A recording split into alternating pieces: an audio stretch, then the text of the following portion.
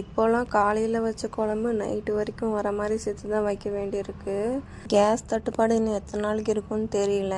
நாங்களும் இங்கே பக்கம் விசாரிச்சு பார்த்தோம், எங்கேயும் கிடைக்கல. இன்னைக்கு கொள்ளுப்பருப்பு குழம்பு தான் வச்சுருந்தேன்.